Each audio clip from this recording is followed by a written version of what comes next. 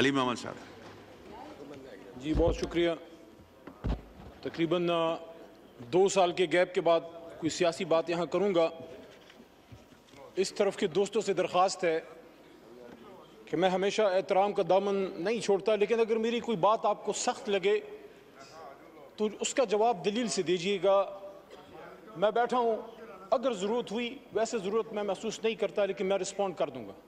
दरख्वास्त होगी, मेरी बात पाकिस्तान के मफाद में मैं करना चाहता हूँ। मैं सिर्फ बतौर पाकिस्तान तहरीक इंसाफ के MNA के तौर पे नहीं, इस मुअज़्ज़ज़ ऐवान के एक मेंबर और 25 करोड़ अवाम के एक नुमाइंदे के तौर पे एक बात करना चाहता हूँ। अल्लाहुम्मा सल्लि व सल्लिम मुबारक अला सय्यिदिना मोहम्मद व अला आलि मोहम्मद। कहता हूँ वही बात, समझता हूँ जिसे हक, मैं ज़हर हलाहल को कभी कह न सका कंद। अपने भी खफा मुझसे हैं, बेगानी भी ना खुश। कहता हूँ वही बात, समझता हूँ जिसे हक। मेरे दोस्तों और मेरे भाइयों, आज से 2 साल पहले 9 अप्रैल की रात, जब आप मेरे बहुत से बहन भाई जो वहां बैठे हैं, आप यहां विराजमान थे और मैं हुकूमती बेंचेस पे पीछे शेख साहब की यहां मैं बैठा हुआ था, जो मेरी कुर्सी थी, और मेरे सामने मेरे लीडर की कुर्सी खाली थी। और मुझे ये लगा कि जिस तरह 3.5 साल मैंने अपने हुकूमत का दिफा किया, जो मेरी ड्यूटी थी, उस रात भी मैंने अपना फर्ज निभाना है। मुझे बहुत से लोगों ने पूछा बाद में, पूरे पाकिस्तान में जब मैं गया हूं, कि आपको इस तरफ बैठे लोगों से डर नहीं लगा? वो 170 172 थे। मैंने कहा नहीं, सियासी इख्तिलाफ था, लेकिन वो मैं उनको अपना जाती दुश्मन नहीं समझता था। तो आज जो मैं ये बात करना चाह रहा हूं वो ये है कि जब पिछले 2 साल की तरफ मैं मुड़ के देखता हूं तो मुझे वही कहानी, खुर्शीद शाह साहब आपकी भी तवज्जो चाहिए, आप मेरे कायदे हिज़्ब इख्तिलाफ रहे हैं, तो मुझे वही कहानी रेप्लिकेट होती नजर आती है जो आज से 50 साल पहले इस ऐवान के एक मुंतखब कायदे ऐवान को जब फांसी के तख्तेदार पे लटकाया गया। पाकिस्तान तो नहीं बदला, फर्क सिर्फ यह है कि कभी हथकड़ी डाल के नवाज शरीफ की तरह जहाज में बैठा के मुल्क से दरबदर कर दो, कभी बेनजीर भुट्टो की तरह, शहीद की तरह।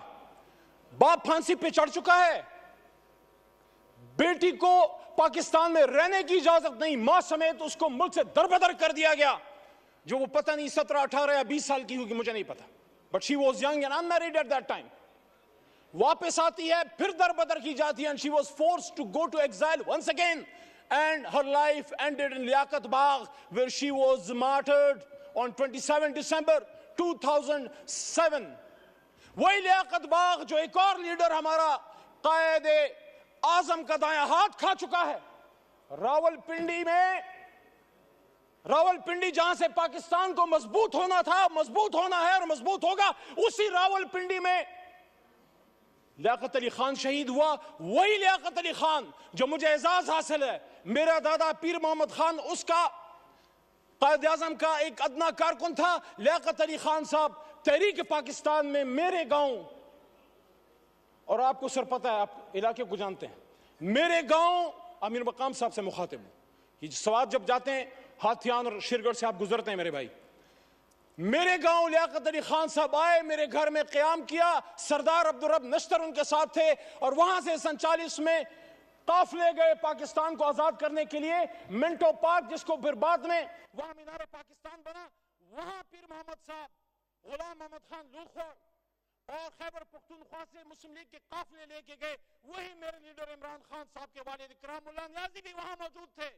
तो जब हम भी पाकिस्तान बनाने वाले हैं, आप भी पाकिस्तान बनाने वाले हैं, तो फिर बार बार क्यों हमें ये कहने की जरूरत पड़ती है कि निसार में तेरी गलियों के ए वतन जहां चली है रस्म के कोई न सर उठा के चले, जो कोई चाहने वाला तवाफ को निकले, नजर चुरा के चले, जिस्म जा बचा के चले।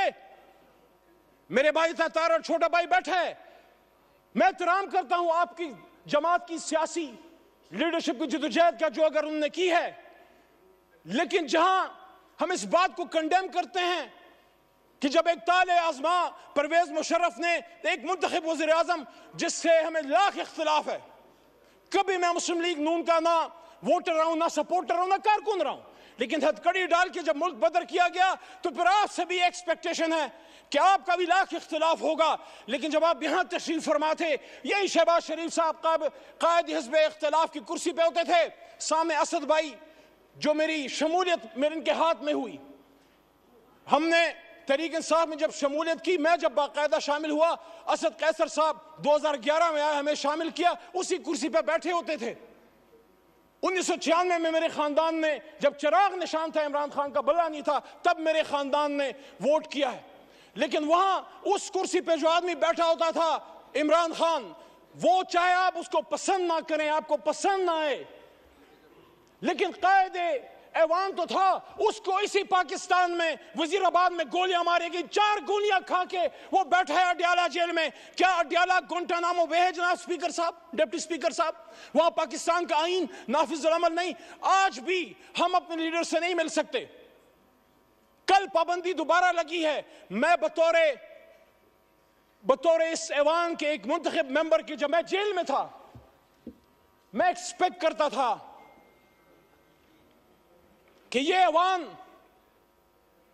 इमरान खान के लिए नहीं, अपने एक साबिक कायदे ऐवान के लिए खड़ा होगा। यहां से मुजम्मती करारदादें पास होंगी और यहां वोट को इज्जत दो कि हमारे साथी या बेनजीर भुट्टो और भुट्टो साहब की, उनकी अलमनाक जो हादसात हुए हैं, उनके दाई, उनके अमीन खड़े होंगे और वो कंडेम करेंगे और वो डिमांड करेंगे कि पाकिस्तान के एक साबिक वजीर आजम पे जानी हमला किसने किया, ये किसका सिक्योरिटी फेलियर है।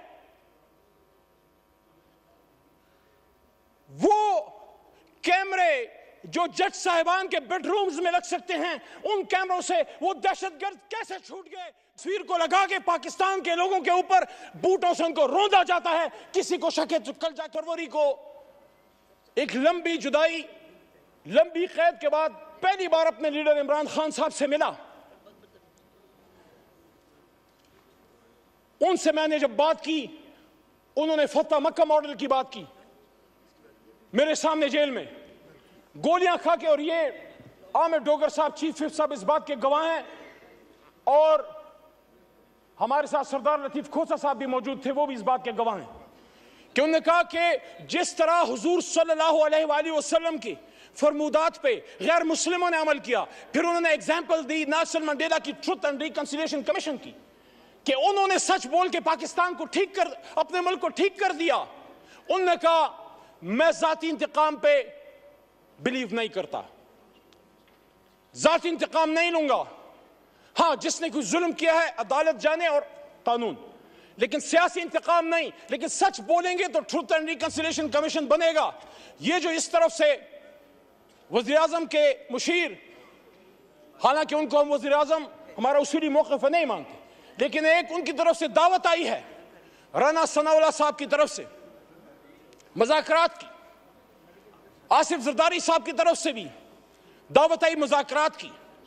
मैं आज तहरीक इंसाफ की तरफ से ये बात यहां रखना चाहता हूं कि कब इमरान खान साहब ने मुज़ाकरात से इनकार किया? 5 अगस्त को जब गिरफ्तार हो रहे थे, जब उनको उठाया जा रहा था, तो मेरे जनाब डिप्टी स्पीकर साहब, उन्होंने उस दिन भी कहा कि हम सबसे बात करने के लिए तैयार हैं, लेकिन बात की नुकात क्या होंगे? क्या हम सच पे आएंगे? क्या हम सच बोलेंगे? क्या हम सच बोलेंगे? ट्रुथ एंड रिकंसिलिएशन कमीशन के लिए सच्चाई जो है वो पहली शर्त है। आसफा बीवी को मैं वेलकम करता हूं, ऐवान में शहीद बेनजीर भुट्टो साहिबा की साहबजादी हैं।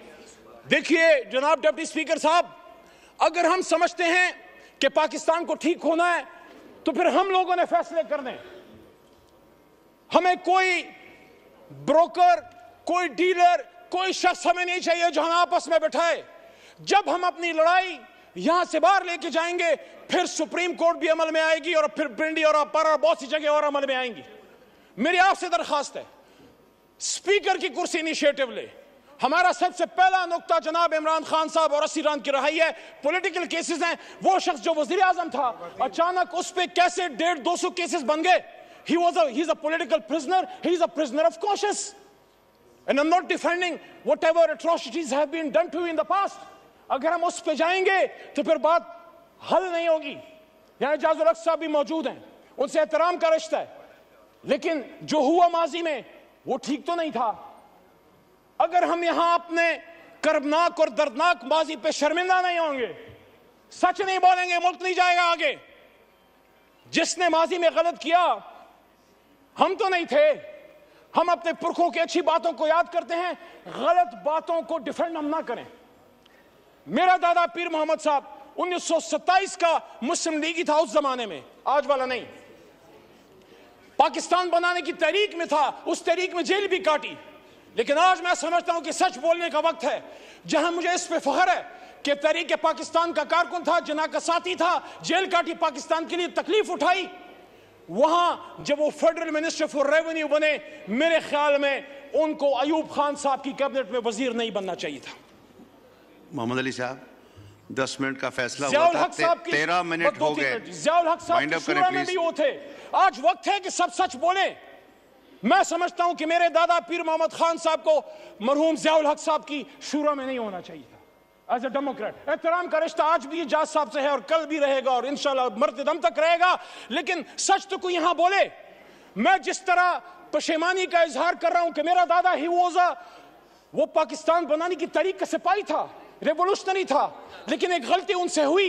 मैं एक्सपेक्ट करता हूं कि मेरा छोटा भाई है बिलावल साहब, चेयरमैन है तहरीक पीपल्स पार्टी का, उनके खानदान ने कीमत चुकाई है, लेकिन उनके दादा भी फॉरेन मिनिस्टर थे, जुल्फकार अली भुट्टो साहब अयूब खान साहब के साथ। हम सबको उन सच्चाइयों की तरफ आना पड़ेगा। बाद में उन्होंने कीमत चुकाई जिसको हम आज अप्रिशिएट करते हैं। मैंने अपने लीडर से ज्यादा आपके लीडरान की बात की है, लेकिन आज मैं ये बात दोबारा रखना चाहता हूं कि इमरान खान साहब ने, क्या आप ये समझते हैं कि क्या सिर्फ उनकी किसी गलत पॉलिसी की वजह से इमरान खान साहब को घर भेजा गया? मैंने 2 साल पहले भी ये बात की डिप्टी स्पीकर साहब, और आज भी इस बात पे कायल हूं। जब इस ऐवान में अकेला खड़ा था, मैंने वहां ये बात की थी कि इमरान खान को इस बात की सजा दी गई है कि जिस बात की सजा हमेशा पाकिस्तान में कोई भी जो आजाद पॉलिसी बनाना चाहता है, हमसे पहले जिस भी लीडर के साथ हुआ है, आप सबको पता है कि उन्होंने पाकिस्तान की 1 इंच जमीन किसी गैर मुल्क को देने से इनकार किया। और जब यहां 2 OIC कॉन्फ्रेंसें की और जब मुस्लिम ब्लॉक की बात की, उम्मत मुस्लिमा को इकट्ठे करने की बात की, तो यहीं पे बिलावल साहब मौजूद थे। वहां से मैंने उनको बात की कि बिलावल साहब, आपके नाना ने भी मुस्लिम उम्मा को इकट्ठा किया, मेरे लिए 2 बार इकट्ठा किया। शुक्रिया, शुक्रिया। 15 मिनट हो गए, 10 मिनट का फैसला था। माइक खोले मोहम्मद अली साहब, वाइंड अप करें तो उस जुर्म की पादाश में आज इमरान खान साहब जेल में पड़े हुए हैं। ये दाग दाग उजाला, ये शब गजीदा सहर, ये वो सहर तो नहीं जिसका इंतजार था, ये वो सहर तो नहीं। कायद आज़म ने इसलिए कुर्बानी दी थी कि आज हमारे फैसले कोई और करेंगे। और वो कौन है? जब अपने लिमिट में रहेंगे हमारे सर का ताज है।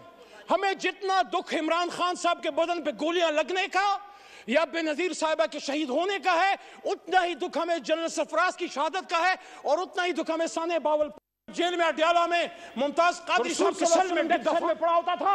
मैं सोचता था कि क्या जुर्म करके आए हो। जब अडयाला से जेलम लेके गए, ये मेरे जेब से ये कलम ले लिया गया, ये तस्वीर ले ली गई। उन्हीं जूतों में आज आया हूं जो जूते मेरे जेल में उतार दिए गए। ये वकील का कोट मेरे बदन से उतार दिया गया।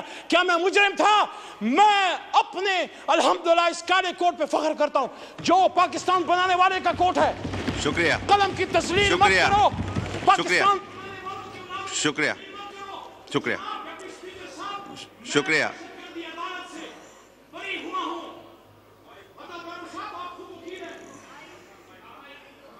वाइंड अप करें, वाइंड अप करें मोहम्मद अली साहब जी, वाइंड अप करें प्लीज। मैं दहशतगर्दी अदालत मर्दान से बरी हुआ। जब मैं अदालत में पेश हुआ, पहले तो 3 MPO था, लेकिन मेरे पे दहशतगर्दी का दफा, आर्मी एक्ट जिसकी सजा मौत है। क्या मैं दहशतगर्द हूं? क्या अली मोहम्मद दहशतगर्द है? मर्दान ने तो पाकिस्तान बनाया है, मर्दान के बेटे को दहशतगर्द बना के पेश किया। मैं उन जज साहिबान अदालत को सलाम पेश करता हूं जो किसी प्रेशर में नहीं आए। और हाई कोर्ट पेशावर के हुक्म पे मैं फिर रिलीज हुआ। तो मैं DGI SPR साहब से पूछना चाहता हूं, ना यही होता रहेगा? किसी चोर दरवाजे से आने की जरूरत नहीं है। पिंडी जरूर जाएं, सिरी पाए खाने जाएं,